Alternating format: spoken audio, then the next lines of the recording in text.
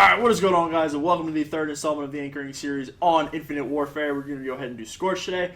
Now, jumping straight into it, depending on what side you spawn on, obviously off the break, if we spawn cave side, for my team at least, the first person that beats everybody through the cave normally slides on for the contest. That's just to ensure that the other team is going to get more of an advantage over you off the break.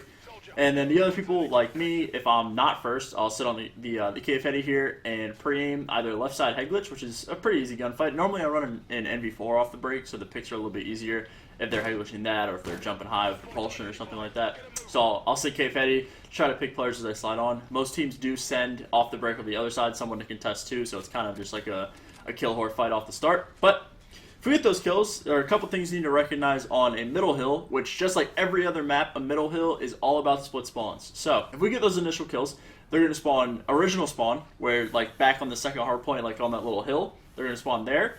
They can spawn back L, and they can spawn top lab. Now, if you just hold these, you're not pushing anything, they're just going to let them fly at you, then we coming through lab. The thing you have to worry about on this push, really, if you're holding from cave side, is the wall run. You should have somebody up here, or at least like just peeking it every now and then to make sure you're not getting flanked. And then the thing that also is really, really prevalent here is the split spawn. They can get drill, and they can spawn, which, you know, if you have propulsion, you guys can really see it.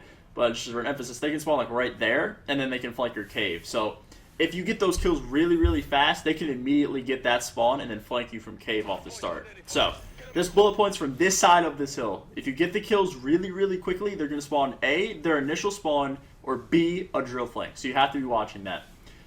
Things to look out for: wall run, cave flank.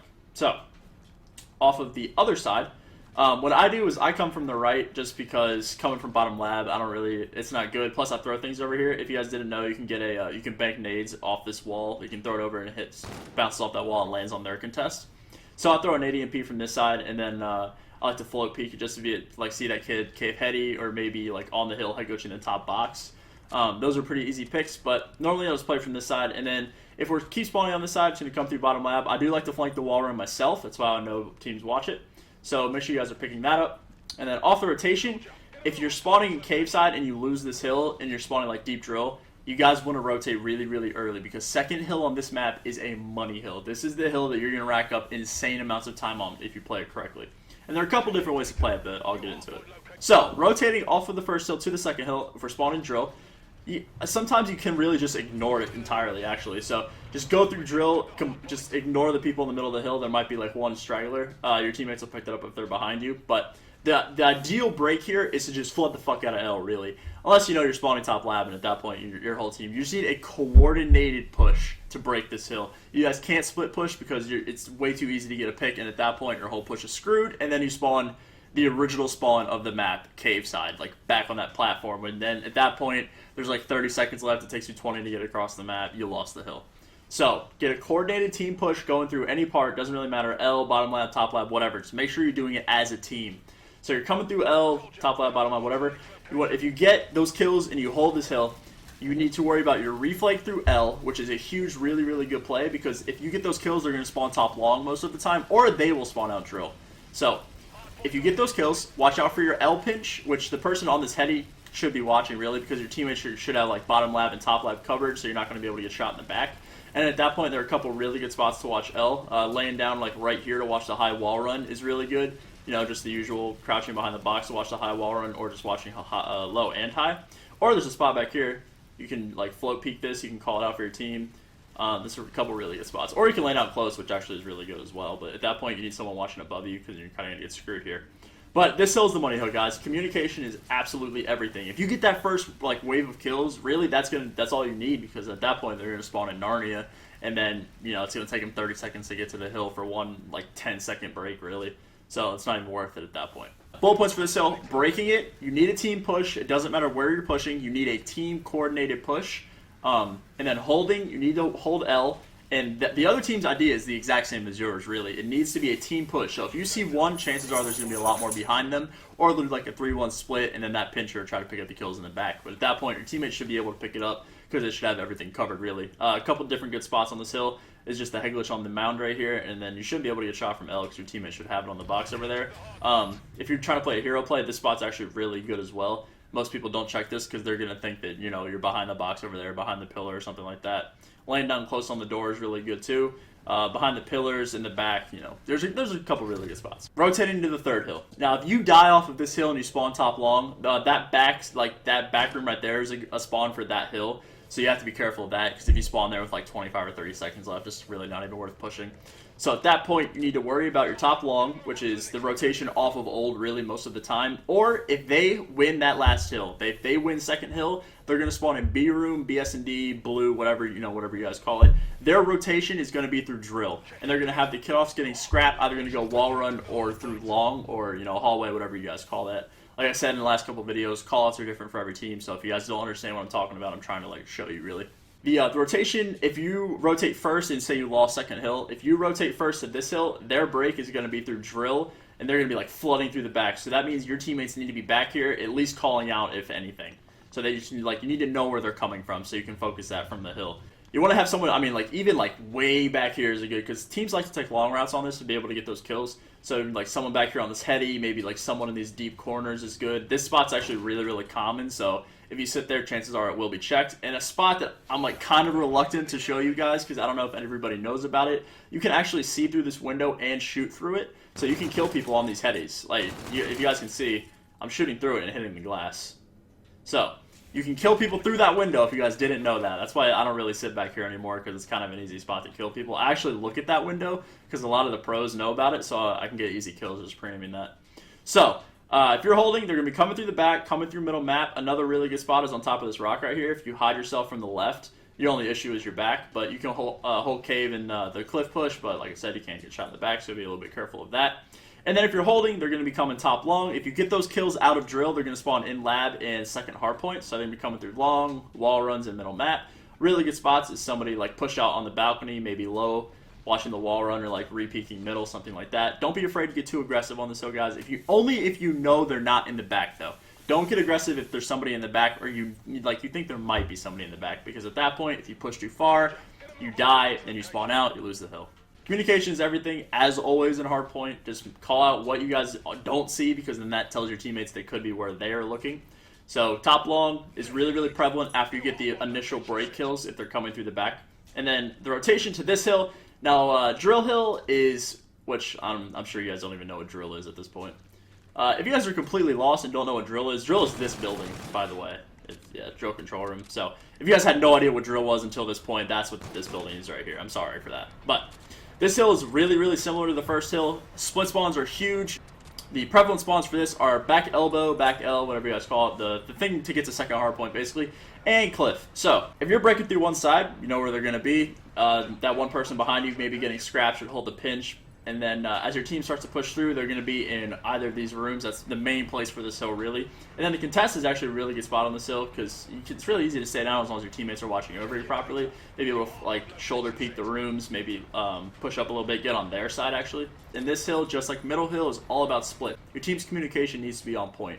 Getting somebody into these rooms is absolutely huge, because they're going to spawn back here. And you can, if you guys didn't know, there's a spot back here, actually. You can float peek over and see inside. You can shoot through that as well.